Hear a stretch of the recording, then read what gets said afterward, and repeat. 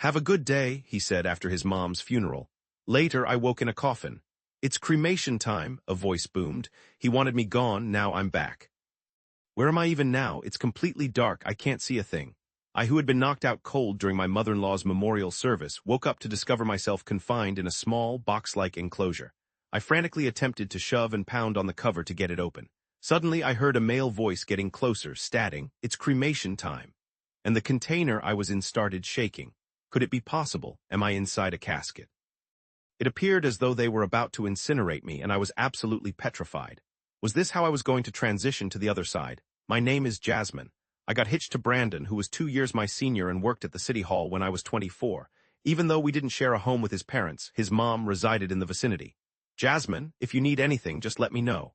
My mother-in-law was consistently nice and easy to chat with. For me, someone who had lost my parents when I was young, she was like a genuine mother figure. Initially, my spouse and I were content together, but starting in year 2, disagreements became more frequent because of his irresponsible spending. "You want living expenses. You're employed full-time too, so you must have some cash, right? Since last year, I've been the one footing the bill for rent, bills, and groceries. I want you to share the responsibility fairly. It's always about money, money, money with you. Do you think I'm some sort of cash machine or something?" Whenever I brought up the topic of finances, Brandon would always avoid the topic and retreat to his room, making it impossible for us to have a proper talk. Even though Brandon had a steady job with the government, he didn't put any money into our shared finances and would frequently go out late. He'd come home hammered in the dead of night, having blown all his cash on his work buddies. This was just unacceptable. I was at the end of my rope, so I chose to take on extra work, not just with my regular job selling insurance, but also at a bar in the evenings. I also informed my mother-in-law about this. She said I shouldn't overextend myself like that. She also said she would speak to Brandon about his behavior. When she discovered I'd also picked up a nighttime job, my usually reserved mother-in-law was really angry. I've attempted to talk to him repeatedly, but he just won't listen. "I understand," my mother-in-law said. "I'm so sorry about my good-for-nothing son. If only my husband was still here to help during this crisis. Perhaps I raised him badly." Actually, my father-in-law was already gone before Brandon and I got married. My distressed mother-in-law offered financial support, but I didn't want to be a bother to her, living by herself. "I'll try to have a serious conversation with Brandon once again," I decided. "Then at least let me be your chauffeur to and from the bar," she offered. "I cannot let you shoulder all this difficulty on your own." Thanks to my mother-in-law's help, I was able to bring in enough money to manage our household. She drove well, and the chats we had during the rides were nice. It turned out my mother-in-law had often been warning Brandon about his money problems, yet he just didn't quit his excessive spending. "Hey, tomorrow is your mother's funeral, so you need to get ready." "What?" I was completely taken aback. One day, right before I was about to head to work, Brandon casually told me that his mom had died. I was stunned, and I asked him what happened. He just looked at me annoyed. "Just be quiet," he snapped. "My mom was killed in a car crash. Are you enjoying making me late for work? Can't you say something like 'have a good day' or something at least?" He was so irritable, and he stormed out. "This can't be happening to your mom." I thought to myself, what exactly occurred? I knew she was a great driver. I always remembered how she used to drive me to and from the bar. No matter how many times I brought up the accident to Brandon, he wouldn't share a single detail. I felt a wave of utter despair and sadness wash over me like the bottom was falling out of everything. "I have a friend at the funeral home," he told me, "so just handle the arrangements with him. I'm too preoccupied with my job." My husband walked out of the house, leaving everything for me to deal with. I was speechless, and he looked irritated. After that, I couldn't get a hold of him at all, and I dedicated myself to organizing the farewell for my mother-in-law. The following day, Brandon arrived at the funeral home smirking. I could see him, and I rushed over to him, but he wouldn't even look at me. "Where have you been?" I demanded. "Your phone was off, and you stayed somewhere overnight, didn't you?" "Not really," he said. My husband wouldn't answer my questions. At the funeral, Brandon would sporadically talk to the other people there, but mostly, he just yawned. There were even occasions where he nodded off. Doesn't it get to you, feeling the loss of such a sweet mother-in-law? I was only capable of feeling let down by how my husband was acting. Then out of nowhere, he glanced over at me. Run and grab the backup pack of cigarettes and a lighter from the vehicle. I couldn't bear to abandon Brandon, who was the main mourner, by himself there. Obeying his directions, which came with a very sharp look, I went off towards the parking area. I can't find them anywhere. I looked around the driver's side but turned up empty, so I began to check the back. Suddenly, the sunlight vanished, and I felt a shadow fall over me, plunging everything into darkness. Is somebody standing right there? Right when I was about to turn around, I heard a soft thud followed by a fierce I felt a dull impact and a sharp, aching pain in my head, and everything went completely dark. I blacked out before I could make any sense of anything that was going on. I have no idea how long I was out of it. I was roused by a pounding, agonizing headache. It was as dark as though my eyes were still shut. Where in the world am I? When I tried to sit up, I understood I was confined in a cramped, box-like space and was unable to move. I pushed and hammered on the wall in front of me, trying to get out. After that, I heard a man's voice getting nearer, stating, "It's time for the cremation now," and the box I was in started to shake. Could it be? Am I actually inside a coffin? In that instant, I figured out I was inside, and it began to shake. Suddenly, it dawned on me I was trapped, about to be incinerated, and I was absolutely petrified. "Get me out of here, I'm still breathing, somebody help." I pounded on the coffin, putting all my strength into it, and yelled in a panic. Next thing I knew, I heard the staff's startled voices exclaiming, "Hey, there's some noise coming from in there." They lifted the coffin's cover, and I was saved. Even though I had barely avoided being cremated, I was shaking and ashen, and the staff, maybe because they felt bad for me, told me what was going on. It turned out my husband had told them to send me off with his treasured mother, and they had rushed me over for an emergency funeral. What really shocked me was that I was supposed to have died after taking a tumble down some stairs. But I got hit while I was searching for a cigarette and a lighter in the car, didn't I? How could this possibly be happening? Since this whole thing went down in the tiny parking area of the funeral home, it seemed like whoever did it was likely someone at the funeral or a suspicious employee. I told the crematorium workers to keep it a secret that I was still alive, and to tell my husband the cremation was finished. Apparently, Brandon had been cremated. Apparently, Brandon hadn't even shown up for his mother's cremation. Instead, he said he was taking a 3-day vacation and wanted the ashes sent to him. Can that even happen? I had my doubts about what he was doing, but to get to the bottom of things, I figured it would be simpler to act like the cremation had already happened, mimicking Brandon's phrasing. Then a staff member shared something truly unbelievable with me. "Seriously? What? Oh, that's awful." I was filled with rage because of this awful situation. Right then and there, I resolved to get even with a specific individual. Yet I still needed more work before making a move. I needed to gather concrete proof to give to the police about the one who had done this awful thing. While staying at the hotel, I went to a variety of different locations, including lawyers' offices. Then, at my mother-in-law's place, I found something truly shocking that she had left. With this much proof gathered, all that was left was to confront that person. After those days of being discovered at the crematorium, I went home. As I stepped into the living room, there was my husband sprawled out on the couch. A Boston bag was carelessly tossed next to him. He must have just come back from his trip and taken time off from work to relax. "Jasmine, why are you alive?" He nearly fell over, yelling in shock when he saw me. "I heard you were flirting with your mistress during that meeting at the funeral home. I've come back from beyond the grave since I was so angry." I stared at him, my eyes burning with fury, and I shouted even louder than Brandon's surprised cry. The surprising truth I learned from the staff when I regained consciousness at the crematorium was regarding my husband's affair. He showed up with his lover, smirking and presenting her to the employees, announcing, "This is my girlfriend, we're getting ready to travel." I've never personally witnessed or even heard of someone bringing their mistress with them when they're about to cremate their spouse. You are absolutely despicable. I took the photographic proof of the affair from my purse and spread it all over the living room table. Included were pictures of Brandon flirting with a woman and the credit card bills. He looked at the pile of paperwork with his eyes stretched wide. As a matter of fact, I had been looking into the 3-day trip Brandon had talked about. From the first day's credit card transactions, I learned where they were staying and immediately went there. What I saw was my husband with a young woman, holding hands and looking affectionate on a date. They ate at fancy restaurants, and he purchased expensive designer bags and jewelry for her. You were having an affair even while I was working tirelessly, and even when I was already in a coffin. You are a complete monster. Know this, it was a business outing. I was asked to accompany the daughter of a client, he said. It was difficult, you know. Brandon tried to downplay it, nervously perspiring and avoiding eye contact. "Oh, is that how it is? I apologize for my mistake." "Of course. You're not smart, but you try to appear intelligent. That's why you have these unbelievable fits." Once I acted like I believed him and apologized, he immediately became conceited. My husband always used to undermine who I was, crushed my self-esteem and optimism, and then proceeded to do whatever he pleased after he'd wrung money from me. This time around, though, I'm determined not to be defeated.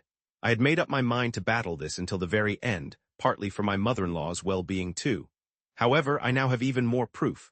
Wouldn't you like to listen to your cherished girlfriend's voice?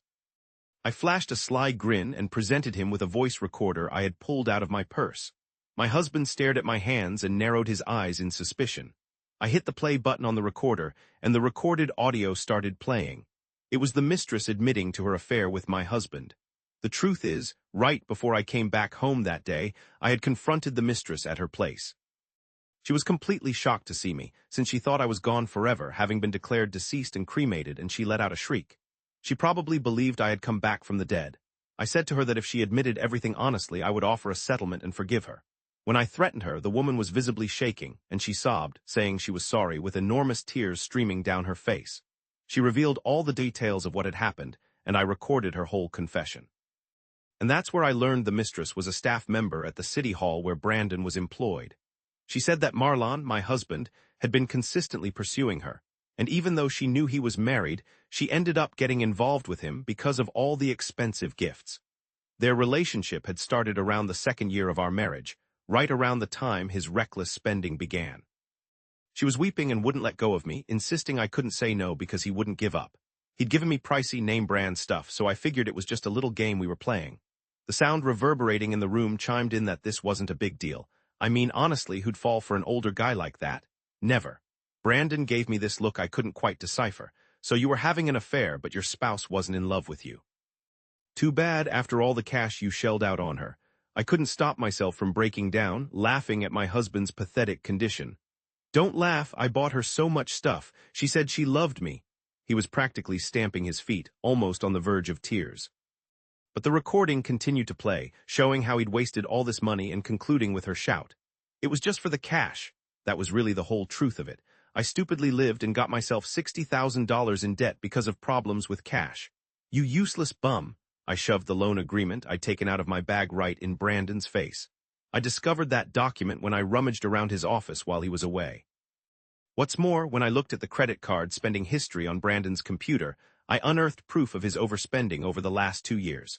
The reason I couldn't get a hold of my husband from the day before to the day of his mother's memorial service was because he'd pawned off the arrangements on me and gone off on a trip with his mistress. Your mother must be mortified up there. How much more disrespectful can you get? I didn't need to get ready for the event or anything like that. You're blowing things out of proportion. As his spouse, you really should have been pleased to take care of it. My spouse became abusive, starting to yell as I accused him. That's not all that's wrong with how you treat your elders. I'm aware you did something even more awful. When I looked at my husband with an angry expression, practically like a demon, and yelled at him, he trembled. You were after that money, to pay off your debts. That's the reason you messed with your mother's vehicle to make it look like an accident, didn't you?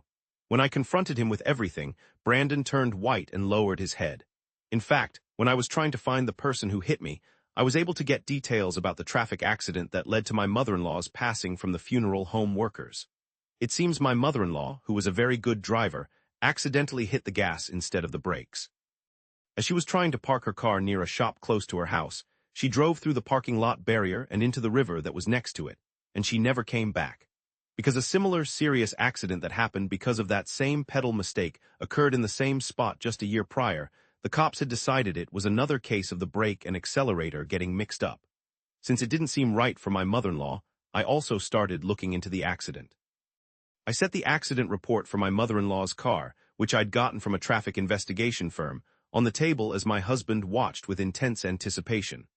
The vehicle involved in her accident had already been totaled, but thankfully, it was still at the junkyard, not yet completely taken apart. I had gotten the car secured, and using contacts from my job at the insurance company, I got a specialized company to do a comprehensive inspection. The findings revealed the brakes had been intentionally sabotaged, rendering them non-functional. The car was in a condition where a crash could have occurred at any moment. Maybe it was just wear and tear, right? Brandon said, his face pale and his lips white, beads of sweat pouring from his brow. The investigators found fingerprints that shouldn't have been there from typical driving. I pointed out the photo included in the report to my husband. Based on the print size, those seemed to be his fingerprints.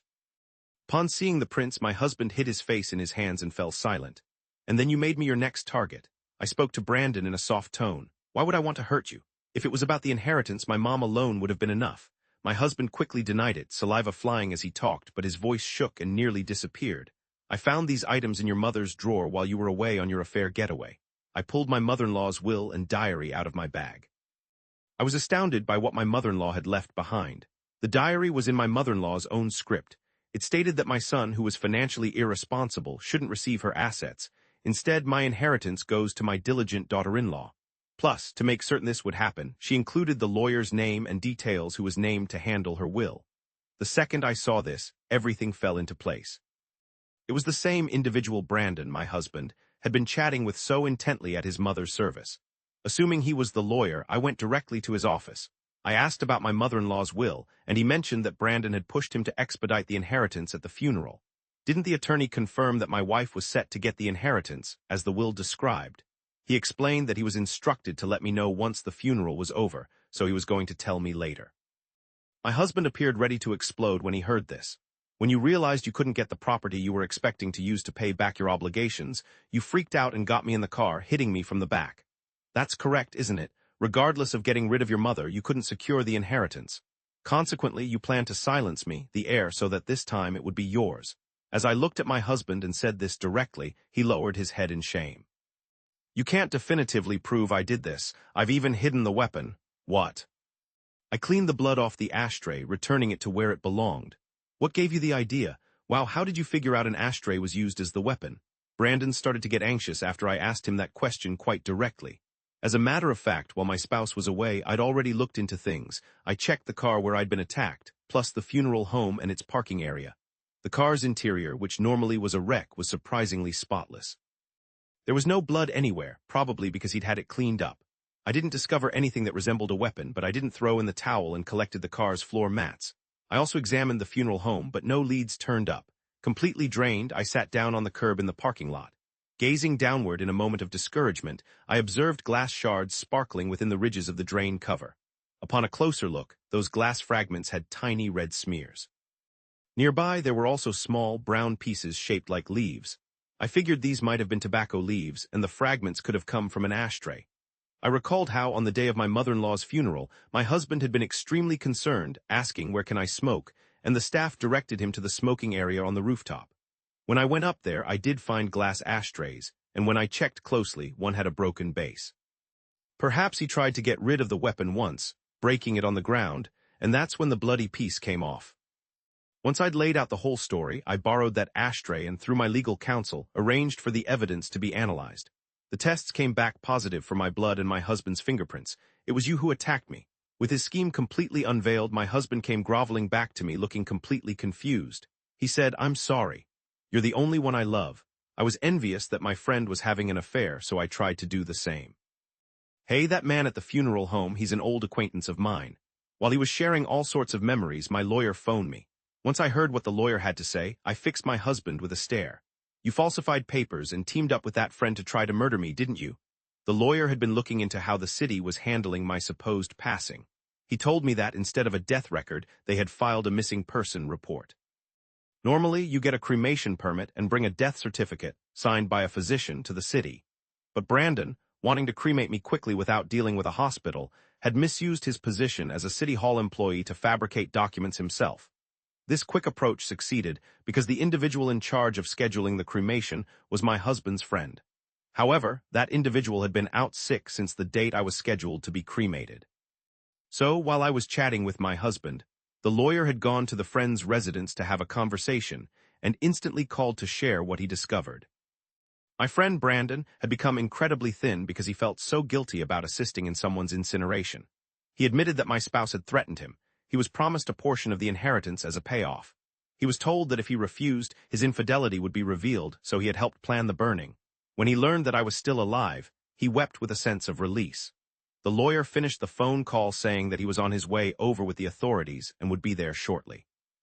He added that I was the most despicable person, making his own friend assist with his wicked schemes, trying to kill both his mother and wife. He said he would be going to hell. When I raised my voice, Brandon completely ran out of alibis and sank to the ground, weak and helpless. I said he owed me $50,000 in damages. I also intended to seek $10,000 from his lover. Naturally, he wouldn't be getting any of his mother's money. He would have to settle that $60,000 debt himself. As I finished speaking, my husband looked at me with his eyes widened in shock. He exclaimed that there was no way, that it was impossible to pay such a huge amount. He begged me to pardon him. He said we were close, right? Tears rolling down his face, Brandon moved toward me slowly, trying to touch my hand. but I shoved him away with all my strength. I told him that he shouldn't think he could get away with being consumed by greed. I told him he would suffer for the rest of his life. When I said these words to him, Brandon began to sob, his nose running. After a little while, the lawyer showed up with the police. As I watched my husband being led away, I felt a small sense of relief. As I gazed at the azure heavens, I had a feeling my mother-in-law must be pleased that I'd cracked the mystery. Following that, I immediately ended my marriage to Brandon. Once he was apprehended, his infidelity was brought to light at his office, and both he and the woman he was with were terminated. Brandon is presently awaiting his court date. My attorney says he could be imprisoned for a lengthy stretch. Even if he's released, he'll be forced to pay a $50,000 settlement plus $60,000 in outstanding obligations. He'll be forever burdened by financial struggles. Conversely, I've completely healed and have found a sense of normalcy in my existence. I'm able to concentrate on both my job and my life now. My productivity selling insurance is thriving. I was recently sought after by a company based overseas. Plus, an old flame I reconnected with during a school reunion offered to assist me with shifting my career path, and things are progressing nicely there as well. I have a sense that all this good luck could be because my late mother-in-law is keeping an eye on me from above. I'm pondering the idea of giving away the inheritance from my mother-in-law without using any of it myself, but I suppose that should be perfectly acceptable, shouldn't it?